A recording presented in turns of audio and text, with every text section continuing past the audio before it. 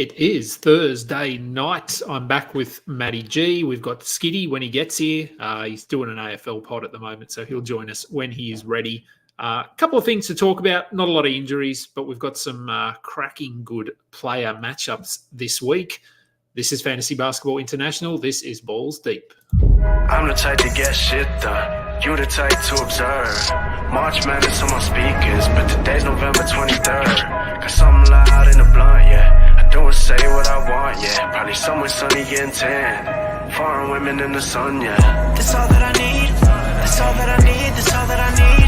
Got my brothers with me. Got my brothers with me, and my mama's healthy. That's all that I need. Welcome to the Balls Deep podcast, part of the Fantasy Basketball International Podcast Network. I'm your host, Adam King, at AdamKing91 on Twitter, with my cats going nuts in the background. Don't mind them. They just, apparently it's time to play at 20 to 9 at night. I've got Matty G. Let's bring him in.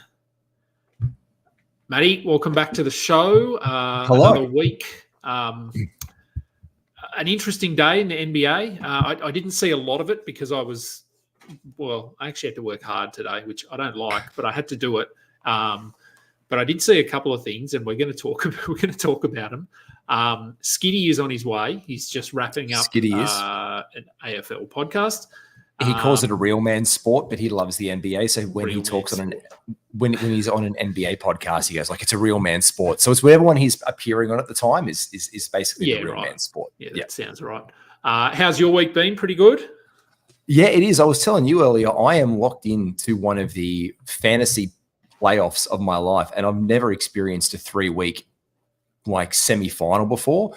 So it's an absolute slog. So shout out, this is your friends and family. It's an analyst league on Fantrax. I'm against AJ Footloose, and it's crazy. It's 3-6, but we're tied on 31 threes. Our free throw percentage is within 0.4. There's 4 rebounds difference. We're tied on steals. There's 2 blocks difference. And there's only 30 points difference. And I have been just hit by disaster after disaster, out at the last minute, like KCP going out at the last minute today and Caruso missing a game and those valuable guys. So, mate, just love it. Love it. You know, we were talking about this, it jazzes you up when you get into this. This is what fantasy is really all about. When you come to the home stretch and you get close competition like this. Yeah, it does. Yeah, that's right. And this time of the year, if you're in a league where people know what they're doing, it's going to be tough. It's going to be tight, which is what you want. That's why you play in these leagues. It is nice to play in a league with people that might not know what they're doing and just have a cruisy win. But, it does get to a point where it's nice to have some tight matchups. How are you doing in your matchups? Hello, by the way, to our boy over here, Life of Cuz, in there getting the and when you're ready on as well, getting on the beers already. Beers, boys, and banter, which we love to see. Though I've opted for the rosé tonight, Cuz. What are you on tonight, Kingy? I'm back on the little fat lamb, but the strawberry and lime tonight. So although I've called the show Blokes, Beers, and Basketball, we're actually not drinking beers, but it sounds better than rosé and nice flowery, watery, alcoholic cider. Yes, kind of thing. Rosés and cider, boys. Yes. How lovely. Look, if you do have questions, throw them in there. I'm happy to take them as we go through the show. My matchups are going okay. I think I've still got about 5 or 6 going. Not into the playoffs in any of them yet, but getting close, a week or 2 away. So I'm gonna make the playoffs in probably 4 or 5. Look, I'll have things to do. I'm looking at some pickups tonight, see if I can get anyone for a low volume day tomorrow. But we'll see. So let's bring up the questions. We're not going to wait for Skiddy because who knows what he's doing, but he'll be here eventually. He'll get here. He'll show up and he'll be glorious. He will. The first thing I want to talk about is something that happened today. Not something you see every day when an NBA player is charged by police for an incident in the arena before the game. Could I ask, do you have more on this than I do? Because this just seems to be like, I'm not going to say it's some Illuminati MBA type stuff, but the way that it's kind of come out has been very systematic with how it's happened and how the story's evolved. Mm. It's a fight beforehand. It's in the tunnels, and it's escalated from in the tunnels beforehand. And generally speaking, players can arrive through the same tunnel, but they go to different areas of the stadium, especially the home stadium. So he punched Eubanks, and the league is expected to receive the footage of it. So, but they're unclear of how it started. Have you got any more details on that? No, the Suns have come out and said it was unprovoked. Which, I mean, of course, they're going to stand by their guy. Pistons haven't said anything. So it probably doesn't bode well for Stewart. And he has a history of this. You remember the LeBron James incident that you're talking? There's plenty of memes. If you haven't seen it, just Google Isaiah Stewart meme. And it's the one where he basically just tries to mow through everyone to get to LeBron James. So this was about, I want to say it was like 3 hours before tip-off too. So this wasn't an hour before tip-off, just before as they were coming out to – this was before even pre-game stuff. So how they came to cross paths in the tunnel, I don't know. But given police were involved and he has been charged, it doesn't look good. This is the one thing that got me in the whole like, when they start to write it up and they give you little tidbits, the thing that evolved over time, I'm actually just looking back. These guys haven't been teammates, have they? Ever? There's no previous teammate history that I don't think there was. Not that I'm aware of, unless it's like a college, like before the NBA kind of thing. But or some international random exhibition, because this is the thing. Stewart and Eubanks were going chest to chest before a swing to Eubanks' lip area connected, which is nice political talk for he smacked him in the face. Yeah. Like Stewart's just hit him point blank in the face. So suspension coming for him? James Wiseman time? Well, suspension, yes.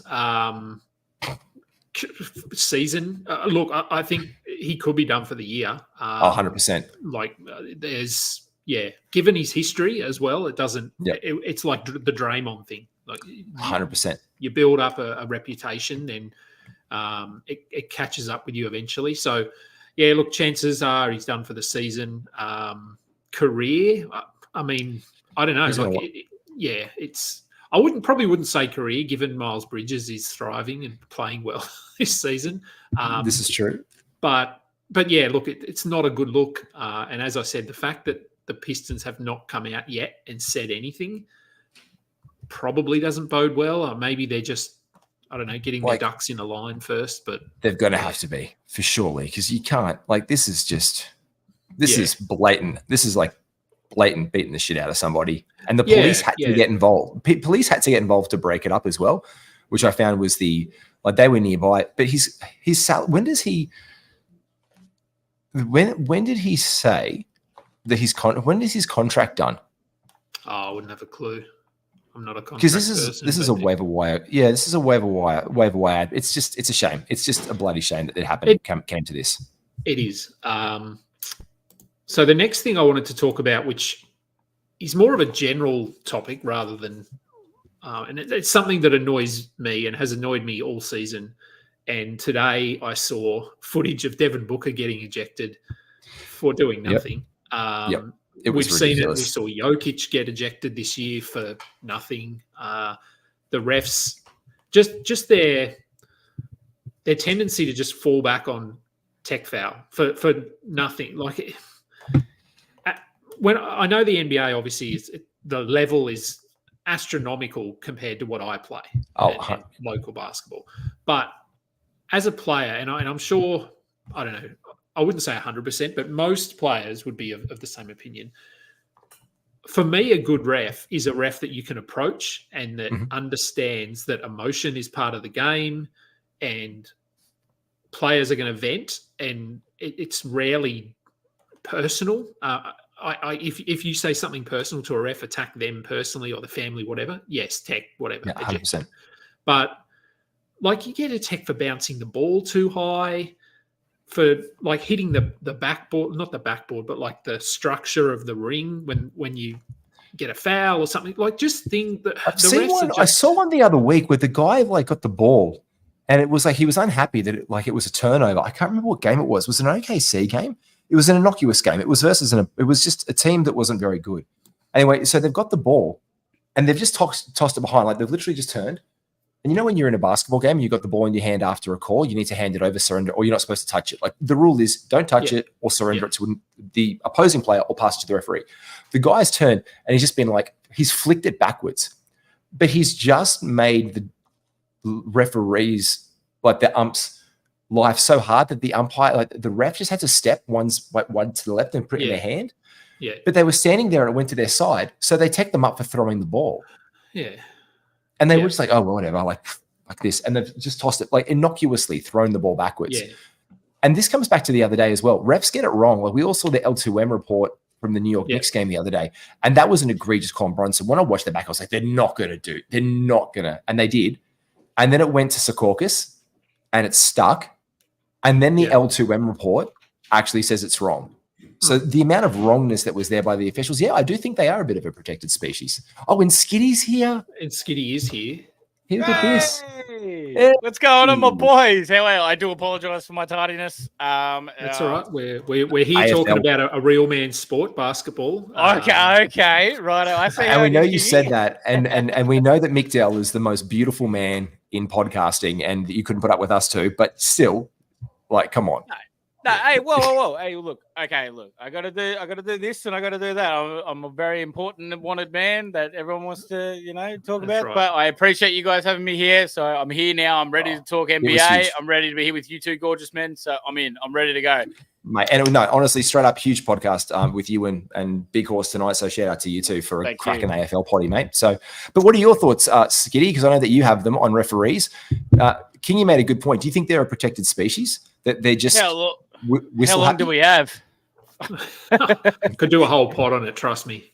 Yeah, I mean, look, I think they are a bit too whistle happy, and I think they are getting a little bit too full of themselves. Like today, for instance, in that Phoenix Suns game, the Suns had 24 free throws at halftime. Like, come on, like they can't be fouling that much. Even in like the Jazz games, like there was so many calls where it was, calls that would go Lakers' way, and then the exact same thing would happen to the Jazz, and they'd just be like, oh, no, we didn't see shit. You're like, come on, all right. And then you turn around and you try and say something, and next thing you know, oh, well, it's a flagrant. They call it way too early. I've seen earlier in the year, Max Strus gave the ball back to the referee, and it was a tech foul. You're like, well, what are you doing? Like, come on, pull your head out. It happened the other week. It's like if you don't just curtsy at them and be like, I'm sorry, sir. I'm sorry, miss. I'm sorry. And walk away. It's wrong. Like it could be. Yeah. You could call one of the females miss, and then it could be there, or you could call them sir and be like, hey, you, come on. It's not sarcasm. I'm trying to talk to you as a professional, but it is. I agree. Yeah. I think we're all agreed. Yeah, I think for me, they just don't have a feel for, and I mean, look, this could be coming from above. It might be a direct, like a direction from someone else, but for me, as I said, a good referee is someone who understands that there is emotion. If you get a dunk, a big dunk, you want to celebrate a bit. 100%. If you're taunting in the face of a player, okay, maybe not. But if you're just flexing, if you're just hanging on the ring a little bit, just let them play. And it's just getting and the refs, for me, the sad part is they're not held accountable. Like they came out and they said these refs got it wrong. Secaucus got it wrong. Okay, and so what? Nothing. They'll just be reffing the next night, getting their paycheck. It doesn't cost them anything. Can I ask you, has it gone so far, especially by way of the celebration and the taunting thing? Let's go back to when, let's go back a couple of years to when Lance Stevenson absolutely broke. Do you remember Lance Stevenson absolutely, when he was playing for the Lakers, absolutely breaking Uncle Jeff Green's Jeff's legs in half, and Jeff stumbled back and kind of walked away and was like, oh shit. And he's just pulled up from the midi and he's hit the midi and he's gone back, and I don't want to stand up because I'm wearing, you know what, I will, because I'm wearing my Valentine's Day boxer shorts. And he's done one of these ones. Yeah. Thank you. He's done one of these ones, And it was huge. The Lakers bench was on the floor. JaVale McGee pretty much had a heart attack and was sitting there with his mind blown. And it was entertainment. It was good for the game. It was good for the memes. It was good for socials. Yeah. But you'd never see that today, would you? No. That's a tech foul. I mean, that's Joel a tech. Embiid does the crotch, the DX crotch thing when he Suck it. what? Like just Suck it. Yeah. Anyway, how long have we got? Not long enough. Yeah, exactly right. So I'll bring up. I've only done. There's actually not a lot to talk about in terms of injuries and stuff tonight because we're heading into the All-Star break. So everyone's just getting like an 8-day, 9-day break now. So we will have next week. We'll have a lot of injury stuff to talk about. But so I just thought I'd go with given we've got our drinks.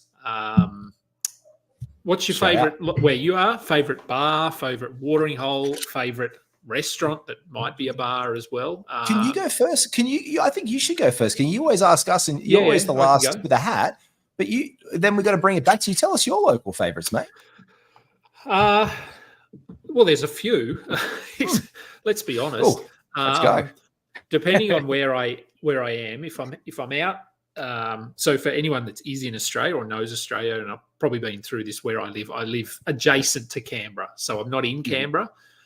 So I've got to travel about 20 minutes to get into the city, which is an easy drive, very, very easy drive. So if I do go into Canberra, which I often do because I work in Canberra, and we go into the movies or something like that, my mate and I usually hit up Grease Monkey. So Grease Monkey is I have no idea if it's just a Canberra thing or if it's in other places. I'm not sure. But a really good range of beers, very good pizza, great burgers, a lot of sport everywhere. Just it's an outdoor eating area. So there are covered areas, but you're basically outside with the heaters going, sports on. Pretty relaxed, pretty chilled out. If I'm staying in Queanbeyan, it's probably the old bowling club in Queanbeyan. They renovated it probably, I want to say 4 or 5 years ago, called Campbell and George now. And it's likewise, it's just a nice chilled out sort of good food, good beer, sport. There's a big outdoor space for kids to just run around. The old lawn bowling greens, they've just turned them into grass for the kids to run around on. Lots of outdoor eating. So yeah, I do like outdoor places. Like eating outside is nice. Not that we get to do it all year here in Canberra. It does get pretty chilly in winter, but at the moment, perfect weather for eating outdoors. Nice. Beauty. No, I'm pretty easy. Mine's just the pub, like local pub. You just go down, beers. You got the trackside going. You got the horses going. Sports going in the back. Oh, mate, it's just like a pub. If I'm going out to the city, I know I've been everywhere, here, there, and there. So, but yeah, for me, I'm just a pub bloke. So that's me. How about you? You are a man of the people. You are a man of the people. The first time I met you face to face, I was like, "Where are you today?" And it was like getting like a drunken beer stop of like. Do you remember? I was in Melbourne for 48 hours, like an overnighter. And you were there with your misso. And I know you were just outside of axe throwing at Strike Bowling Bar in the city while there was a protest going on. And you and I ended up meeting each other face to face for the first time after 2K when a whole bunch of protesters were coming down the way about, I don't know, Trump or virginity or something. It was going on at the exact same time. And that was, so you were a man of the people. I like the Vicar. I live north of the Wall here in Sydney now, so I live up in the suburbs. It's near where I work. So there's a place that's on the way home. It's this nice big pub, and we do work functions out there as well. Big TV section, big pun section, fireplace. It's called the Vicar here in Sydney. So if you're north of the Wall, I recommend that. But I guess when you're the favourite hole or restaurant, I think it's got to come to. You know what? You know what? There's a place that's it's a soft spot in my heart. I know it's my wife's favourite spot for a breakfast. It's called the Grounds of Alexandria here in Sydney. That or just getting a brekkie burger nearby, like a breakfast burger, like just straight up. Nothing better. Like a hash brown inside your brekkie burger. Shout out to like even like the Brook Eatery in Cherrybrook does a double sausage patty with a hash brown on the inside. Treat yourself like a king. It is. That's probably my go-to. It's that's the one. We've got heaps of questions. Yeah, we do. We do. I do love a good brekkie. I am if we're out for lunch or whatever, if they do an all-day breakfast, it's usually the way I go. And in Canberra, Kingy, Penny University, the lady who runs that, Queen, love her. But you also have the best sexual reference coffee shop in Australia, the Cupping Room. Yes, we do have the Cupping Room. Skiddy's like, I will go there. Sounds like a great time. Very good. Very good time. It's very good. Very good. I just thought we'll go through some questions first. There's a few in there. PJ Washington, is he done? As I said, I didn't see a lot of the games today, so I'm just pulling up, flicking through stats. And Skiddy, look, I think you have very big feelings about this. No, he's not done. He's just getting used to the Mavericks' way of doing it. Look, he hasn't played with the players like Kyrie and Luka. Like, he has to get integrated into the Mavericks offense and into their system. He'll be fine. Just give him a little bit. He works well for how they're trying to do it. I think he'll be all right. It's going to be here and there. What are you worried about? Him shooting 1 of 9? Like, he does that. Like, that's what he does. But we're there for the big games. Take his time. Hold it out. He'll be right for a little bit. If he sucks in 3 weeks, then get rid of him. And this is still the thing, though. They're more concerning, which is, if you want to talk about one of your horses for the year, Skiddy, that's just come good for you no matter what he's doing, Daniel Gafford is just whipping it out and just whacking it on everybody's heads at this point. Another great double-double today, to be fair, by Daniel Gafford. The thing with that was it's 23 minutes to Gafford, still seems handicapped by minutes. Lively returned 17 minutes from him, which impacted PJ Washington. Yeah. He still played 28 minutes. So he still played the 3rd most minutes of any starter in this game today. So there will be games where PJ is good, and there will be some games where he's not good. And Cuz, I love that from you. Yes, he is a stash if you have an IL spot, because Skiddy and I are about to cover that in the Inside Pod later. So giveaway, teaser for the next one that's going to drop. We're talking about strategies for this break. And Kingy, I don't know about you for strategies, but this is a nice time to find little stashes you get. If you've got an IL spot, like, yeah, why not? If you've got an IL, tuck him in there. Just tuck him in. Yeah, he's close. And obviously he's only for certain teams. If you don't need assists or steals, don't worry about him. But if you just need a little bump, he's going to be eased back in. He's not going to come back in and play 28 minutes or anything. But even in 24 minutes, he could get you 8 assists and a steal, or 1.3 steals or something. So, I think if you've got an IR spot, he's worth throwing in there. And look, strategy at this time of year is pretty key. I did a show yesterday with Alex Barutha, just talking about punting at this time of year. So if you're heading into your fantasy playoffs, and you only need to win 5-4 in the playoffs, so have a look at what your strengths are and really hone in on those. So good time to be making some trades if your league's trade deadline hasn't passed. Can you just put up? That's another point about knowing your trade deadlines. It's coming around that really time of the year where it can creep up on you. So just make sure that you stay tuned into your leagues. Just check your league settings, no matter who you are, where you are, what league you're playing. Just get trade savvy if you're keen for it, and jump onto one of those soon. When you're ready. When you are ready. When you are ready. This bloke is everywhere. Who would you rather have in a 14-team, 11 cats? I don't know your 11 cats though, Reedy. Yeah. Can you put that in? Caruso, Nemhard, rest of season. I would just say I love Caruso and what he's doing right now across the board. As my gut, Kingy, Skiddy, your thoughts? If it's 9 cat, then you take Caruso, in my opinion. He can get you the blocks. He's one of the only 3 guards that is averaging a block per game this year, as well as a steal per game. Can get some assists. I know he didn't start today, but that was because Cavaliers had the Mobley Allen big lineup, and when the Bulls face teams with big lineups like, the Timberwolves or the Cavs, they will start both Drummond and Vooch. It's just what they do. So I wouldn't be too worried about Caruso coming off the bench today. It's alternating between him and Dosunmu. So I don't know what your other 2 cats are, mate, but if it's 9 cat, I'll take Caruso. Depending on your other 2, then Caruso for me pretty comfortably, actually. I think Caruso, health, it's always a worry with Caruso. He always seems to find a way to get injured, but if he can stay healthy, he's comfortably a top 100 player rest of season, where Nemhard is more on that fringe sort of 130, I think. Yep. Also, shout out to Caruso for being the little white Wolverine that could, because he can come back from a toe injury within like a game or two of being off, and whereas some people before the All-Star break with a sore bung toe, if they've bumped into their bloody shower, have to take 2 weeks to come back. So well done to Caruso. Yeah, he gets injured a lot, but he comes back quickly. So He does. He sort of plays 3, misses 1, plays 2, misses 2, plays 5, misses 1. So bit in and out, but Olynyk was dropped today after 7 minutes today in a 14 team. Is he a pickup? Would you drop Wendell Carter to pick him up? Well, he was injured today, so he did only play 7 minutes, but he did have a back injury, or he supposedly got a back injury. No word on whether this is going to keep him out longer than just this game. I don't know if he's playing on a team that I'm really not sure what their direction is. So it's hard to know whether they're just going to rest him or try and get him back on the court. So it's I'd probably hold Carter. I know Carter hasn't been great either. But I feel like his role is at least he's going to play. Yeah. And he's had his spurts and his flashes, and that's what Wendell does. Like, he'll have those moments. Remember when he came back from injury and people dropped him and he was like, he played 14 minutes tonight. Oh, he played 16 minutes tonight.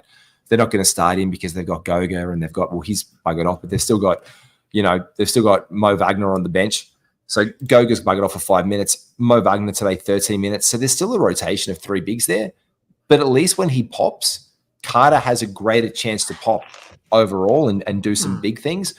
Whereas the pop-offs for Kelly Olynyk just seem like his random triple-double nights, and you never know when they're going to happen. You know what I mean? Like, he'll end up with 14 points, 9 rebounds, and 7 assists and 3 steals like that. But you'll never know when it's coming. Yep. Yeah. And I've dropped Olynyk in 2 leagues today because there you go. I had him. He was good, but he's not that good that I need to hold him when I can get. I mean, one of them's a shallow league, but he's not that good based on what we've seen. If Toronto were playing him 30 minutes, I'd be holding him, but they're not. Skids, give us a quick AFL fantasy tip for the season.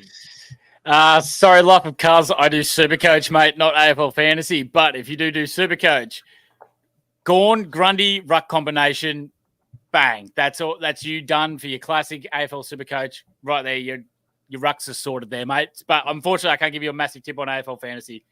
I do apologise. Supercoach is your vibe. Supercoach is your vibe. Supercoach is where it's at. Are we going to see a re-emergence of Wiseman? God, I hope not. No. I hope so. Just so we can all just shake our heads collectively at Wiseman being the number 1 pick that year. I should still say it like 2. Or 2, but I just see it being up there. Like I heard it was on the Bill Simmons podcast today, and they were chopping up him and Logan Murdoch. It was from a week ago where they're talking about like the Warriors and their reemergence of them being great, and a great game today with the Warriors and the Clippers. By the way, like that was a good hammer and tongs from a modern rivalry. Like, really loved that game. Like, I watched that back from all of it. I had it on the car playing in the background, but it was all talking about like the pick where Wiseman, and they could have had a bunch of other guys. Like, could they have had Franz Wagner and these other blokes around the season, and what could have been? Man, I don't know. This is just, if they're forced to play it, it's Monty Williams. We all know that the Pistons are already like an absolute. Someone put it in the chat before. Can you bring this up? Jake Pope's message there. The Pistons are hacks. Shout out Jake Pope. Yeah, There we go. Yes, this is what you're dealing with. So are we going to see a reemergence? Possibly, but is it going to be worth you like getting a guy who's more steady? Absolutely not. No. Kingy, your thoughts? No, don't. No. No. Now, Cale Skidmore. Now, I'm just reading the tea leaves here. Is this a? Yep. Should that maybe? That is my younger brother. Yes, that is, and he's very, very good. I'll let you answer this one. Should we be dropping Jokic after today's game? Downward trend. Yeah, no, look, he's definitely picking up on the downward trend. Yes, Kale, obviously you should drop Jokic. I am in that league. I will pick him up. No. Obviously, it's one bad game. No, of course not, Kale. But still funny. Actually, I want to bring up this with you guys, and I hope Kale is still paying attention and watching. in that league, we did have a little bit of drama in that league where one of the boys accidentally dropped Kristaps Porzingis, and he said that his phone died and his app shit itself or something like that. So he dropped Kristaps Porzingis. Kale was first to pick up Porzingis, and now people are saying, "Oh, you should give him back. You shouldn't give him back." Where do you hold guys up. sit on that? No. Because there's a bunch of shit that goes wrong. As a commissioner, I'm putting my commissioner hat on straight away. And if he's done that, then it's fucked up, and he's known that straight away. He knows that whether you're on Fantrax, ESPN, or on Yahoo. And Kingy, you're a commissioner now as well. So you know that happens immediately. There is a waiver period for it to clear. You cannot pick up a guy automatically. If he's screwed the pooch on that one, you've got to push 3 buttons to confirm. There's no wait time. No, there's no waiver. Yeah, we don't have waiver times. As soon as someone's dropped, you can pick them up straight away. We don't do that waiver. No. Yeah, it's great. That's poor commissioner management.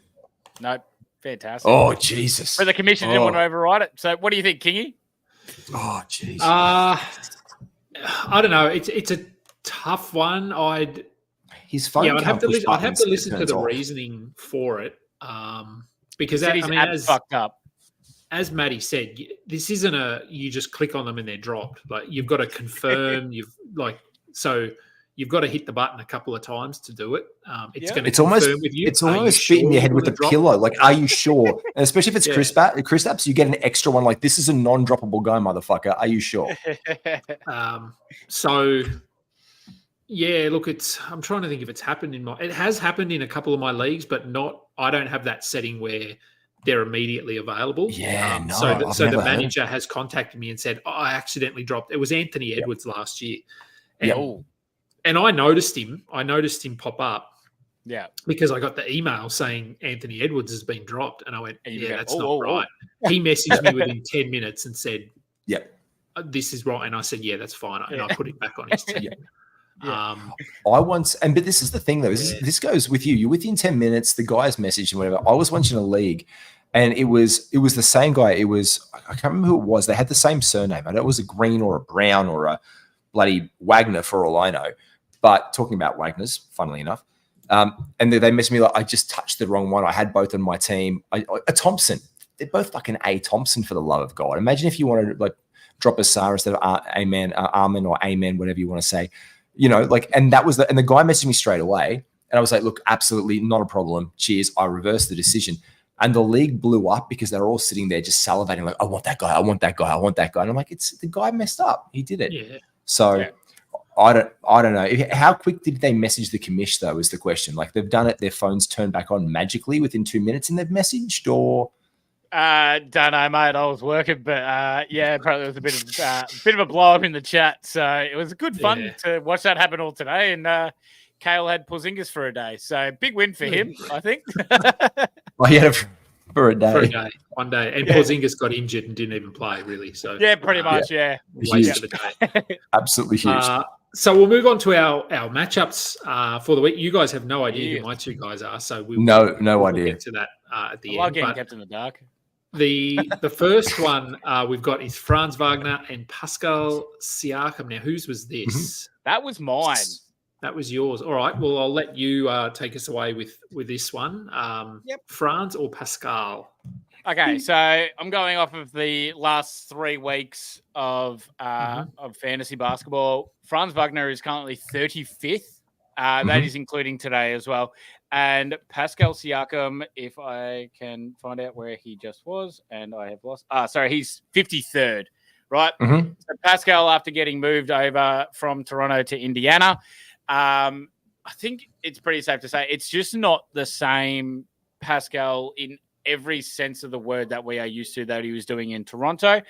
Franz, though, has just been a light the last couple of weeks. We saw his massive outspurts where he was shooting at about 70% in the game as well. Magic are actually putting his faith in him. I know they didn't do it as much today where Palos was the main scorer, but Franz still had 20 and he had 3 steals and he still gets assists and he still gets rebounds. What I'm bringing to you guys is I know that Pascal Siakam was the higher pick, right? Pascal was taken probably, around 30s to 40 range, while France was closer to 60, 70.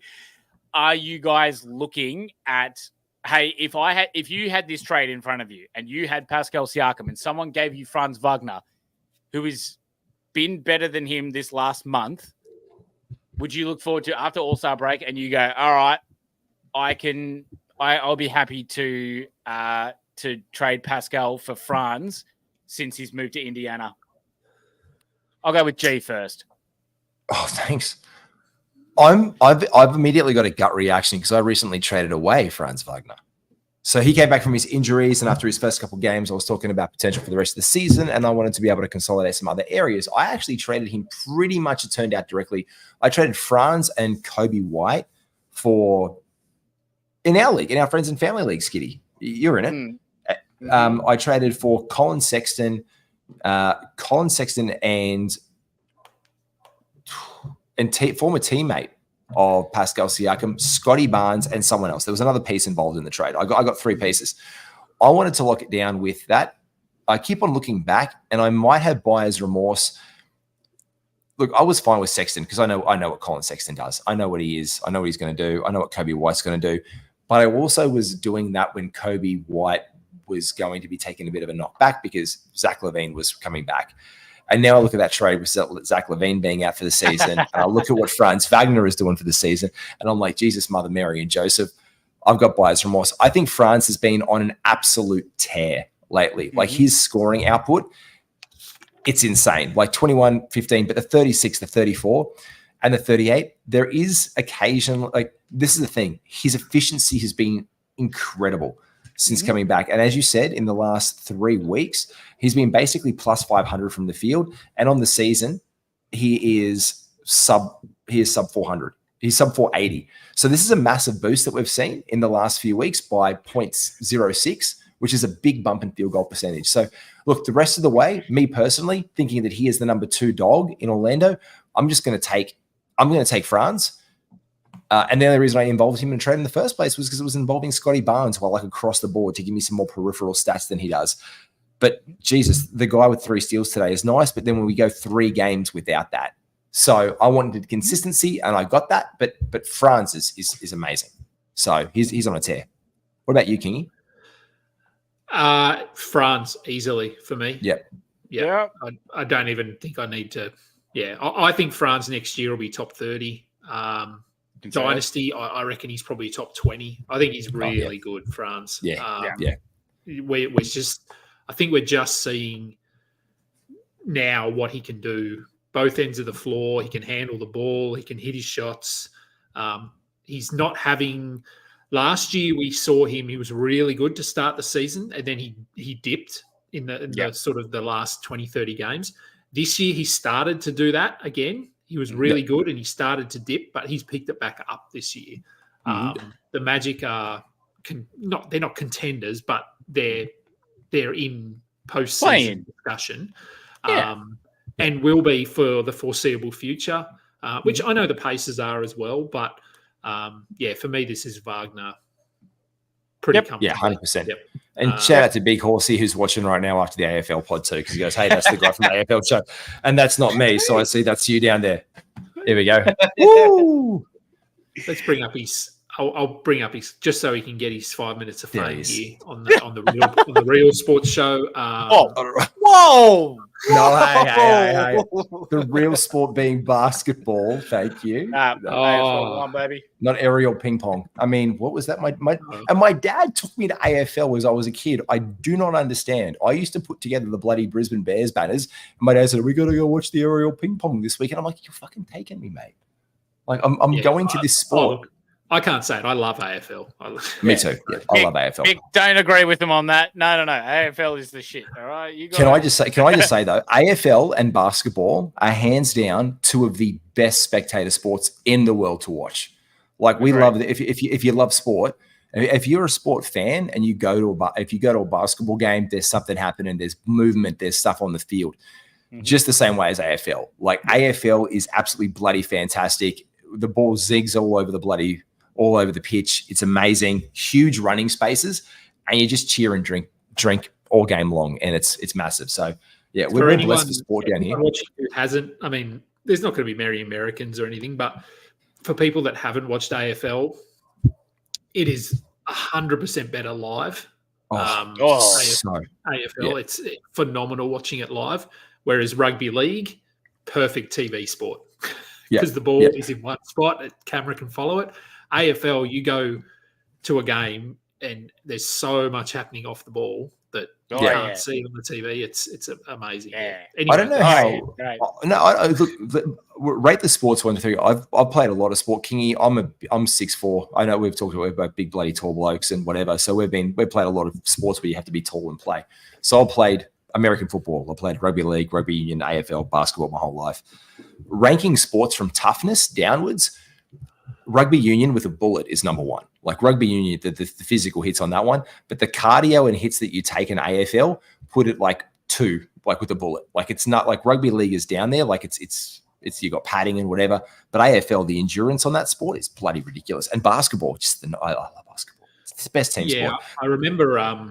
We're off topic a little bit, so I won't take too long. But I remember probably three years ago, I want to say, playing here in Canberra in the Premier League out here, and there was I can't remember what the team was called, but it was basically just a bunch of young AFL dudes. One of them was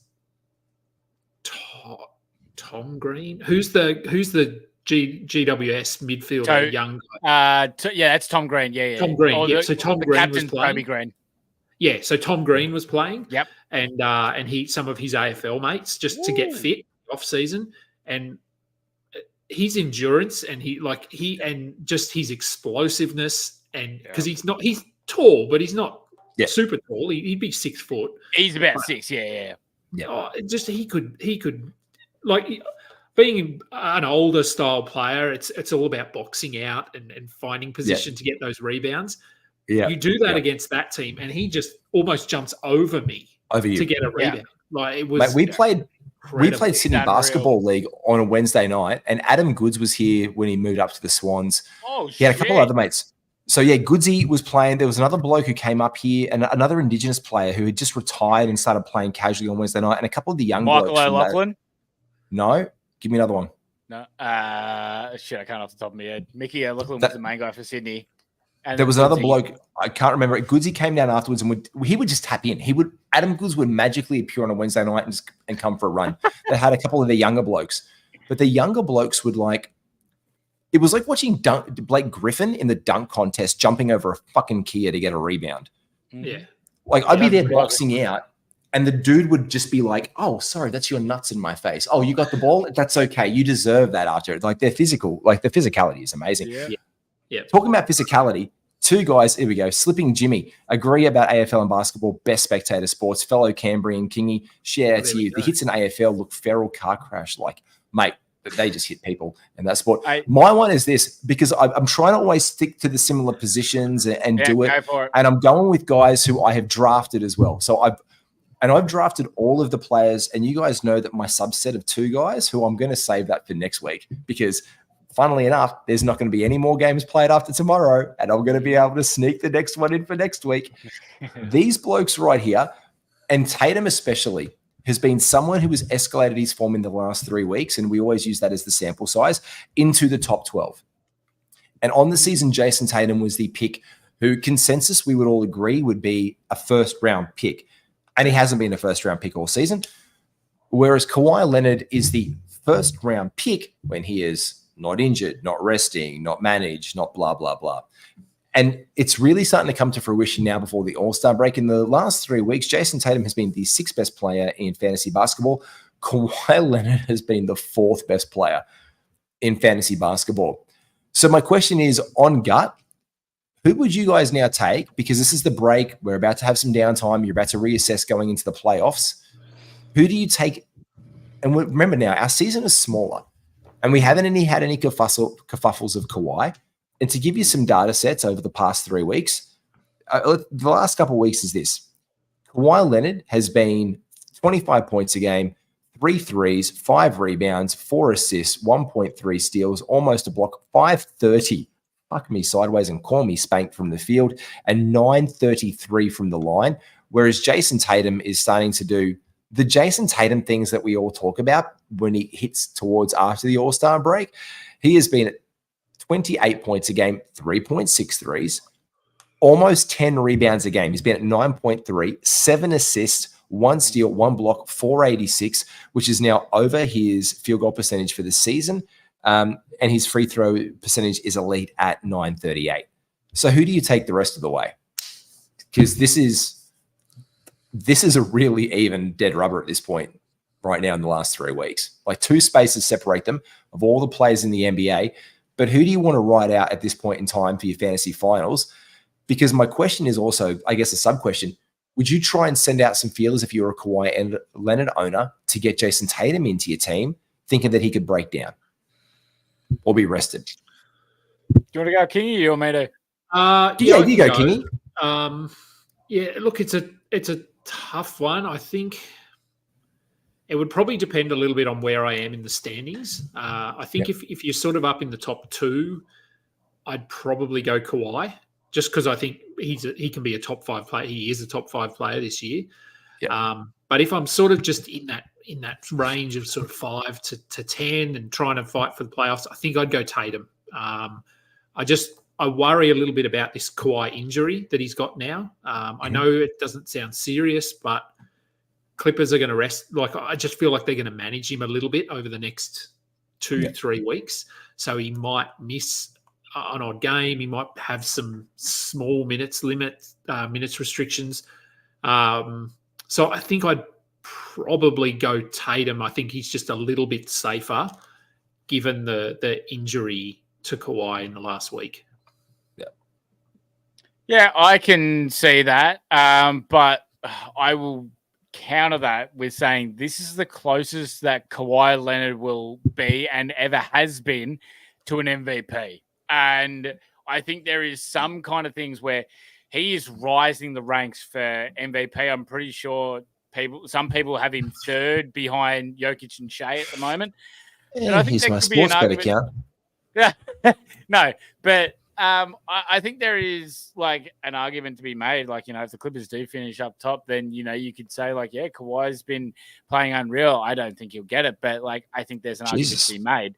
So is there a chance that the Clippers will be like, well, Kawhi, if you want to play it, do you want to keep going? Do you want to try and go for this MVP? Go for your first MVP. I reckon there might be a chance. And Kawhi has been very healthy. I know this injury right now is not substantial. It's minute. So there's a chance to go with it. The counter thing that I bring up to Kingy, and I think Kingy is right. Tatum is always more safer. But as you said, Tatum was out of the first round for the year, and now he's currently top 6. What's changed in that aspect? It's that his assists have gone up exponentially. Sorry. He's averaging an extra 2, while Kawhi's just been doing what Kawhi does. I'm not saying that Tatum can't, but I'm just saying it's like, Tatum's been getting near triple doubles. I'm loving saying it, but like, is this really what we're getting from Tatum? Seeing Tatum rebounding this big, but if Kristaps stays down for a longer period of time, I think you've hit it on the head. He's almost like getting 10 rebounds a game. Like, Skiddy, you think like this is where we're seeing some Tatum triple doubles in the future? Yeah, I could definitely see some Tatum triple doubles coming in the future. I think he's a fantastic player. It's just that, to where he's ranked for the year, which is 14th, and now he's currently 6th. It's got to show a lot for how much the assists are actually impacting how much his overall score has been up in these past 3 weeks. So, I think I would. Yeah, I think if I'm at the top, I go Kawhi, and then if I'm going down, then I think I do go the certainty, but I don't think it's as far, in a way, a massive problem as we all think, just because we have thought that about Kawhi for so long. So, I don't think you can really go wrong either way, though. They're 2 absolutely outstanding, amazing players. So, at the end of the day, I don't think it's a lose-lose either way. Bullet to your head, who you taking home with you tonight, Skiddy? Where am I on the ladder? You're 4th. Actually, hold on. I'll bring up right now. Where's my friends and family league? I'm going to go straight into the one that we're in together because it's close. Because it's rivalry. It's rivalry week this week, and we're against each other. Oh, lovely. Yeah, it is. I have Tatum in Tatum? that league. Well, I have Tatum in that league, so I'll take Tatum. No, I've got Tatum in that league. I'm not in that league then because I have Tatum in our league. But that's all right. All right, Kingy. You've got Kawhi. No, you've got Kawhi. Yeah, you go your one, Kingy. Yeah. Yeah. When you're Reedy, Clippers are checked in this year. Yep. They are all in. They're looking to win, I think. Yep. Just quickly going back, I was just flicking through Twitter, just going back to the first thing we talked about tonight was Isaiah Stewart. And what the hell? What a dumbass. And I can almost guarantee he is not listening, but Josh Lloyd has just posted up on Twitter just a comment about it in general. But reading through what he's put here, the Pistons signed Stewart probably in the off season, and so they have him for 4 more years. So there you go. Oh, another classic Pistons move. Because he did sign that contract in the off season. Like they really were kind of seeming to him to be their stretch big. Yeah. Another home run by the Pistons. They're going well. So, anyway, let's bring up my my matchup, which you guys haven't even seen. So I'm going the White Boys. Kobe Eric White. I will bring up their numbers here. I did flick through and find them. Where are they? I'm doing this. I hated that I traded Kobe White, and I dropped him earlier in the season as well for another bloke. Though that just came back to haunt me because he's been out for 16 games. D'Anthony Melton. So fuck me, Kobe White. It's my law with Kobe White. Whenever I drop him, he becomes the best player in NBA basketball fantasy. Like ridiculous. He's been very good this year. He's been incredible. Last 3 weeks, he's the 68th ranked player in 9 category leagues, and Derek White is the 74th. So about half a round between them. Derek White's been really good this year, but he's cooled off the last month. He was like top 30 or something. That wasn't sustainable. He was top 10. He was top 10 when we did one of ours. Jeez, he was killing Skiddy and I did a pod, and he was just like, oh my God, like it was a Derek White love fest. Skiddy loved that train all season long. And shout out to you, Skiddy. You're the first one who picked up Derek when everyone was going anti-Derek White for the season because of Drew Holiday in season. You were the first bloke that I know in any analyst, any mate who said, actually, no, I reckon Derek White's going to be pretty fucking good. At 5. So, I mean, I'm happy to go first, but if one of you guys want to go up to you. Hey, it's your show. You're the man. You're the host. You go. For me, I'll start then. So for me, it comes down, this one, despite the fact that they play very similar positions on the court, for me, this comes down to what categories do you need? Yeah. Do you need points and sort of assists? Kobe. Do you need defense? Derek White. It's as simple as that. That's what I'd be looking at because I think they're very close over the last 3 weeks. I think rest of season they'll be very close. They'll hover in that same range. But Kobe White could be 25 points per game rest of the way. Derek White's easily. Derek White's like 14 or something, but he gets you over a steal, over a block, a few assists. He's good from the 3-point line. Kobe White's just a volume scorer now, but his assists have been good. I think he's at like 6 assists this year. No Levine. Yep. They're probably going to push to get in the play-in. I think they're in the play-in at the moment. Yep, they are. They're in the bracket for it. So, I think it's close. I think I'd probably lean Kobe White. I'm going to support you. I'm going to narrowly support you on that, just because Kobe can drip those things. If you don't need steals and blocks, like if those are the things you don't need, that's fine. Lean Kobe White. I've been a fan of Kobe White for years. I love that, again, and I do this because I know that I draft him or I'll pick him up and then I'll use him or I'll trade him when he's hot and then he'll go on his spout. But the Zach LaVine thing is absolutely untenable. And I know Sam Pope is in chat right now and he's going, All-Star White, snubbed, best ball player in NBA history. White is greater than Jordan and terrible take. And it's no. And that's fine. But Derek White hasn't been that great lately. But I think he does see an uptake with Porzingis out. I think we've found what it is in the Celtics system now coming towards the playoffs with him. But I just think there is Kobe White value down the stretch, especially when they start to do whatever. White is a top 3 in NBA history. White would make it in D1 league. Oh, my lordy, Sam Pope. He might be drinking some little fat lamb a little bit earlier in the afternoon, if you ask me, Kingy. But yeah, I'm going to ride the Kobe White train just because he's having a year. And the thing is as well, his efficiency from the field is always been in question. In 2021, it was 416. 21-22, it was 433. Last year, it was 443. Over the season this year, it's 463. So he's got increased efficiency from the 3.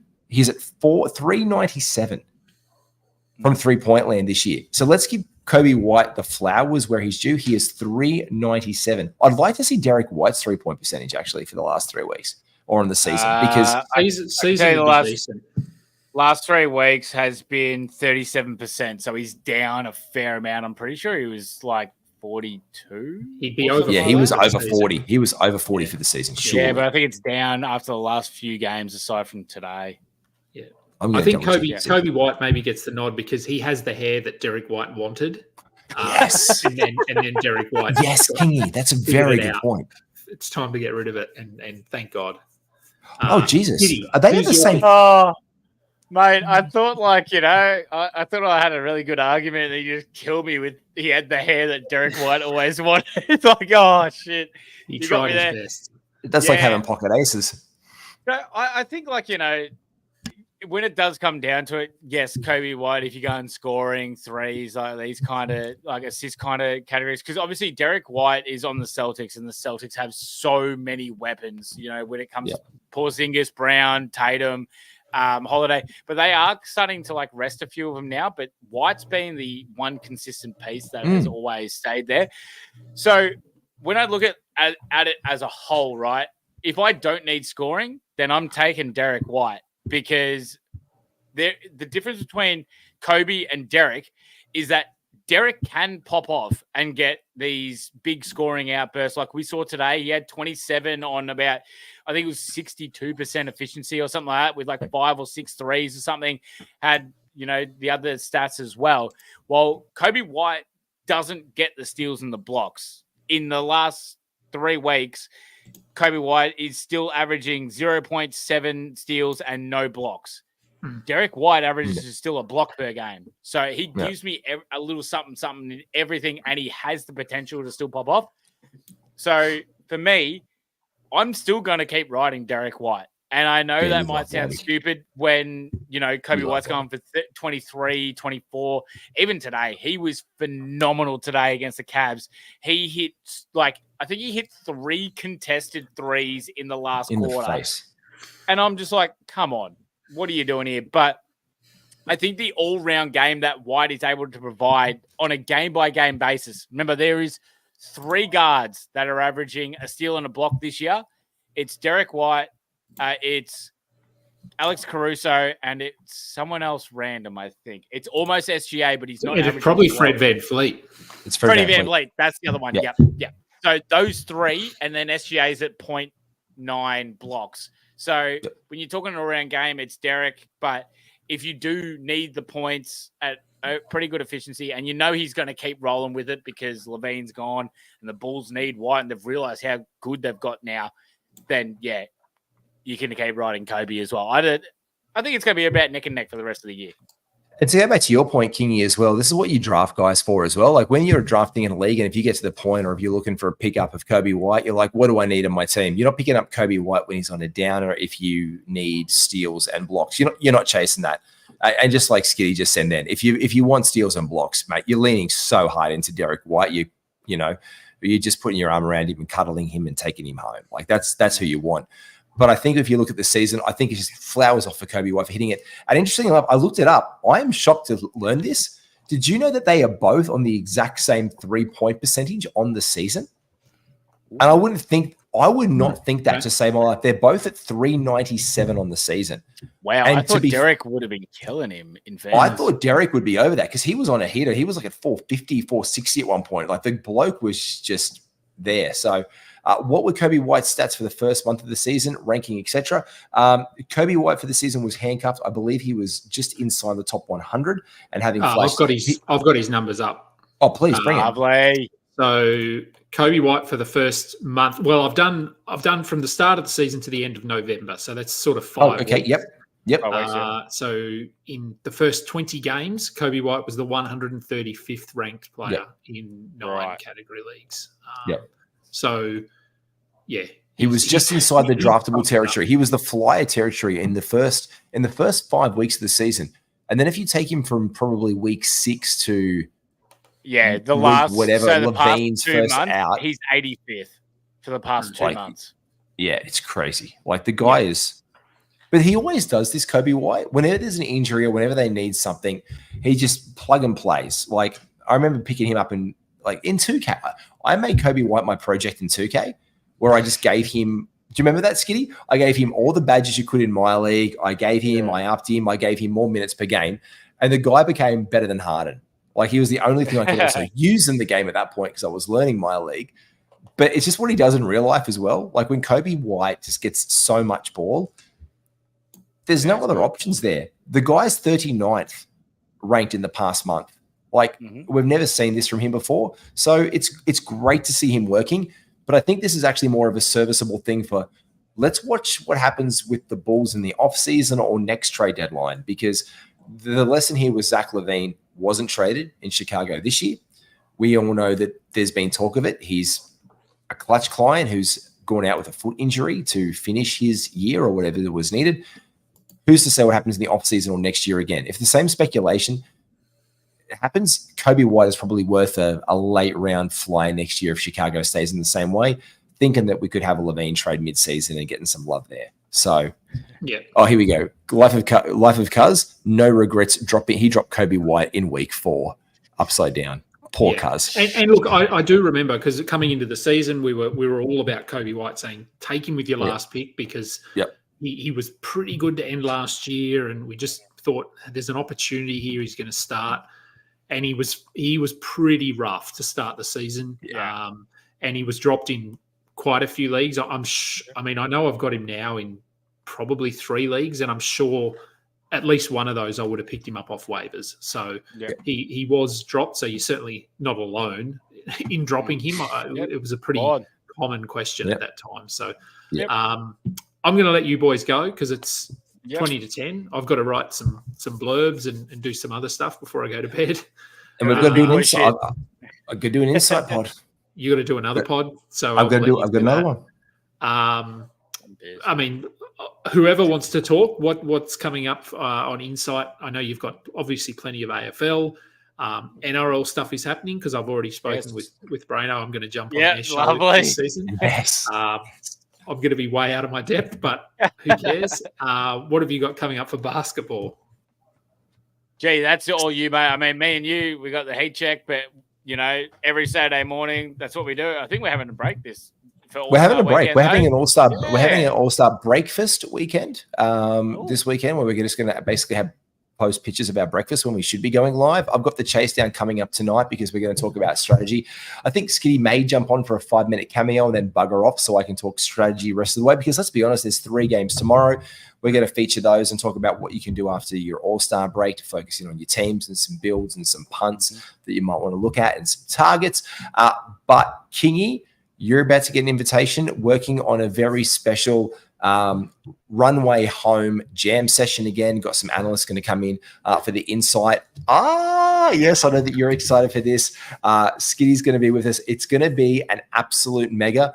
We're working on the first ever either live. We might do it live and then do it as a pre-record live NBA analyst game show where we do one of those cahoots like we did the other week. I'm actually going to do a live game show with the guests online. Like when we do like that live game show and we play it as analysts. It's actually going to be one where everyone who's watching live can jump on and actually play with us for a little bit of fun. It's the first one I've ever heard of in fantasy basketball world. Okay. So it's just going to be a bit of fun. So we're going to slam a live game show on where you can verse the analysts and have a bit of fun with us and do a bit of a heat check jam session coming up really soon. So more details to come on that one on our socials. So follow at Insight FS Fantasy Sports. Do it. Yeah. All right. Thanks, boys. Good to have you on as always. Thank you, Kingy. Follow Insight Sports. As we said, they've got everything covered. Unlike me, I only do basketball. I don't have time for more than that. What a great job you do as well. You do it. Did you? And let's listen. Raise your glass, Skiddy, to our one and only Mr. Adam King 91. You have hit your 10,000 followers. It was a big push for you. Hey! Make sure you like and follow the man if you've never done it before, and everything at FBI Basketball, everything at NBA GWiz, at Skiddy IFS, and like and subscribe this podcast, ours, and everywhere that gives you good basketball content. We love everyone in the basketball community. Yeah, there's plenty of content out there. As it was, it's for a hobby that sort of just got a bit out of control. And thanks, I mean, my wife's probably asleep now, but thanks to her for letting me do this stuff, as I'm sure you could say as well. 100%. They are very understanding. And yes, my comment tonight, Dale dug a hole. For anyone that knows Australian movies will know exactly what that means. Brilliant. Yeah, we don't wake your kid up. That will do it for tonight. Google Podcasts, Apple Podcasts, Spotify, YouTube, Twitter. You'll find us everywhere. Thumbs up, subscribe to me and to Fantasy Basketball International and to Insight Fantasy Sports. We will be back next week with probably a lot to talk about because games will be about to start, I believe, following the All-Star break. So we should have a lot of injury news and some more player matchups. Let me find my exit video. Until next time, catch up. Cue it. You just listened to another episode from the Fantasy Basketball International Podcast Network. Thanks for joining us. And for more information about joining our community, please check out our website at fbibasketball.com.